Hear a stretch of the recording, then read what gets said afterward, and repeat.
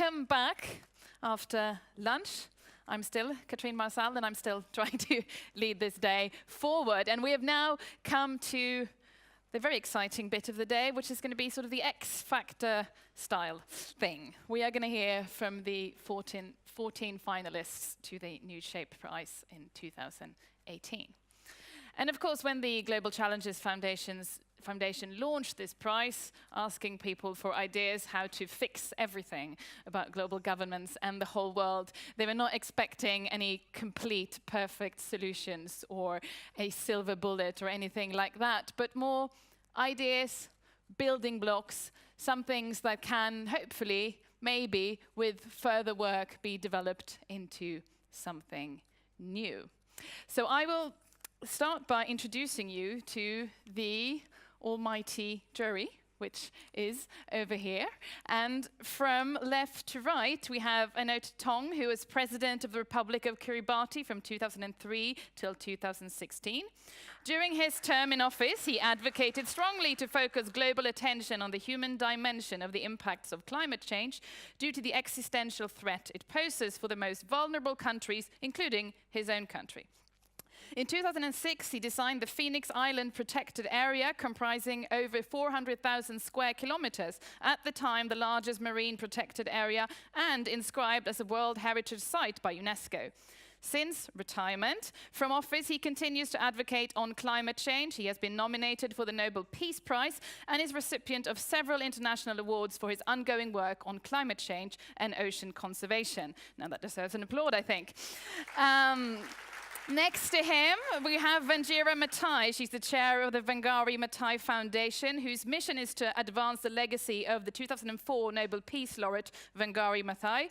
Wanjira is leading the development of innovative training programs for children and youth that will nurture courage, leadership, and integrity. She also serves as senior advisor at the World Resources Institute and for the Partnerships for Women Entrepreneurs in Renewables, and sits on the boards of the Green Belt Movement and World Agroforestry Center. Thank you. Next in line is Susan Avery. She's President Emerita of the Woods Hole Oceanographic Institution and Professor Emerita at the University of Colorado. She has studied atmospheric circulation and precipitation and developed new radar techniques and instruments for remote sensing. Her recent work is focused on enhancing the role of science in public policy through work on the Scientific Advisory Board of the UN Secretary General. Congressional testimony and briefings in national and international consortia dedicated to ocean research, observation and applications, and with the Governors Committee to develop the Massachusetts Green Economy Plan. Next to her is Reshma Anand, is a business school graduate with over 20 years of leadership experience in mission-driven social impact ventures and non-profit organizations in India. She's passionate about shaping the role of philanthropy to create inclusive models of economic development and social inclusion. She's an Aspen Fellow, a TED Fellow, and an advocate for mentoring young women leaders. Thank you. And then we have Julia Marton Lefèvre. She has headed a number of important global institutions in the area of science, environment, sustainability, and peace and leadership education.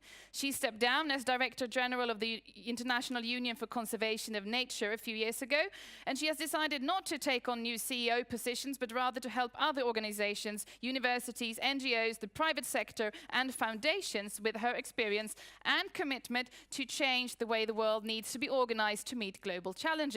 She is particularly committed to her work with students in their wish to find the right governance models which would lead to a better world, the better world we all hope for.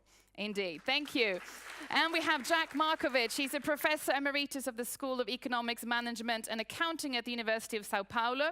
He teaches environmental management and international affairs and is a board member of IHEID, International Relations and Development Studies Institute in Geneva.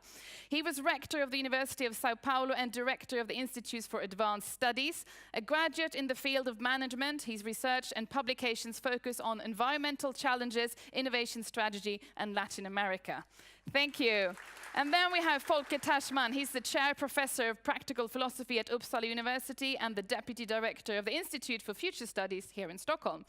He has previously worked at Auckland University in New Zealand and Stockholm University. Folke has led a large multidisciplinary research project about global democracy and has in that connection authored, among other things, the book Together. Folke is also a member of the board of the Global Challenges Foundation.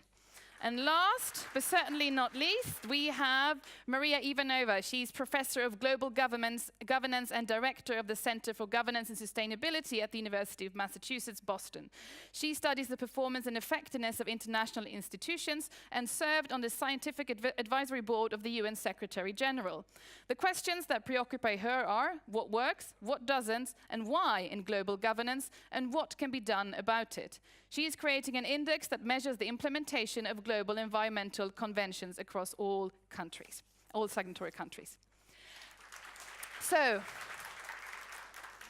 a very, very good and almighty jury we have. Maria, would you like to say something on behalf of the jury before we start? Thank you. Thank you very much for coming here on this wonderful, beautiful Stockholm day. And happy Mother's Day to all Swedish mothers and non-Swedish mothers, whether biological or intellectual or emotional. Thank you. Thank you very much. On behalf of the jury, I would like to thank, first of all, the Global Challenges Foundation for bringing us all here together as we generate ideas about solutions to global problems in bold and systemic ways.